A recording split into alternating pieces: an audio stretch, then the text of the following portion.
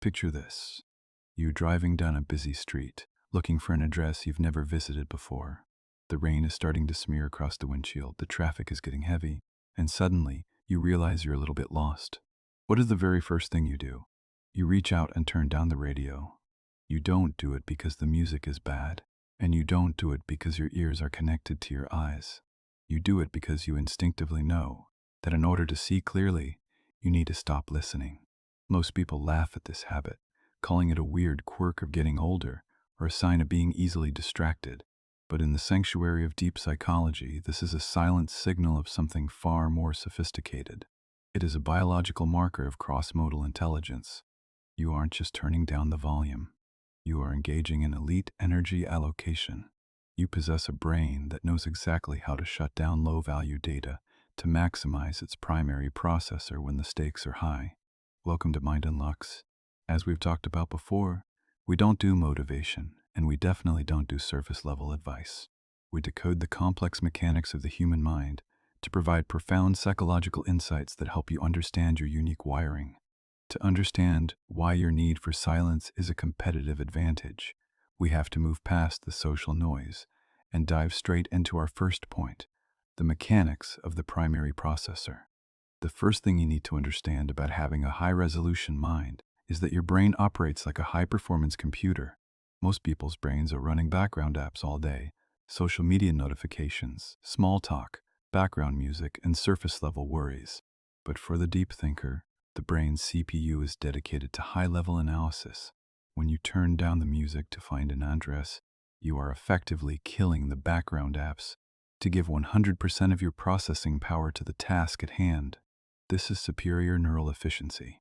We don't do motivation here because understanding the why is your real power. You aren't easily distracted by the music. You are too observant to ignore it. Your brain is a cross-modal observer that finds data in everything. If the music is playing, your brain is subconsciously analyzing the rhythm, the lyrics, and the emotion behind the song. When you get lost, that audio data becomes low-value noise that is stealing bandwidth from your visual and spatial mapping systems. By silencing the car, you are performing a strategic energy allocation that allows you to see the world in higher resolution than the person who keeps the music blasting while they drive in circles. The second point we need to explore is how this habit is often a byproduct of traumatic intelligence. If you were the black sheep of your family, or someone who had to race themselves, you likely developed a hyperactive survival mechanism. In an unpredictable or chaotic childhood, listening wasn't a leisure activity. It was a way to monitor for threats. You learned to distinguish the angry walk from the tired walk before you even saw a face. As an adult, this translates into a brain that is a sentinel of its own environment. When things get complicated, like being lost in traffic, your sentinel wiring kicks in. It demands total environmental mastery. Any noise that you haven't explicitly chosen to focus on feels like an intrusion into your mental sanctuary. You turn the music down because your brain is trying to clear the field so it can detect the silent signals of the road. This is the rarest kind of strength. The ability to recognize when your environment is becoming too noisy and having the radical autonomy to shut out the world so you can find your way home. Third, we have to look at how this habit fits into the M-shaped future.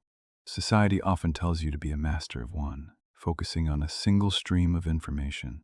But the cross-modal observer is built differently. You likely have too many interests, and feel like 10 lifetimes wouldn't be enough to do everything you want. This is because your brain is designed for depth, not just breadth. When you engage in cross-modal processing, you are synthesizing information from different senses into a single, complex mental map. This is a polymath advantage. However, the cost of this deep synthesis is that your fuses blow easier than the average person's. If you were trying to solve a complex problem, like navigating a new city, and there is competing sensory data, your brain experiences a buffer overflow. You turn the music down to prevent a system crash. This isn't a lack of discipline. It's a sign of a brain built for the high-level, interconnected thinking required for the future. You are a strategic outcome thinker who realizes that you can't build a masterpiece while someone is throwing paint at your canvas. The fourth point deals with radical autonomy. Most people are afraid of silence. They keep the TV on in the background, or music playing constantly, because silence forces them to face their own internal world. They use social mirrors, external noise, and trends to tell them who they are and how to feel. But the person who turns the music down to see is often someone who loves staying at home or chooses a table for one. You don't need the mirror of a pop song to validate your reality. You are often the person who stops explaining themselves to others, because you have realized that once you realize nobody cares, you win. Your need for silence is a sign of elite emotional self-sufficiency. You are comfortable being the quietest person in the room because your internal world is far more interesting than the audio clutter outside. You aren't being antisocial when you demand a quiet car. You are practicing the 6 ways to protect your peace without cutting everyone off. You are setting a boundary with the world so you can maintain your internal clarity. Fifth, we have to acknowledge why this level of focus makes you society's biggest threat.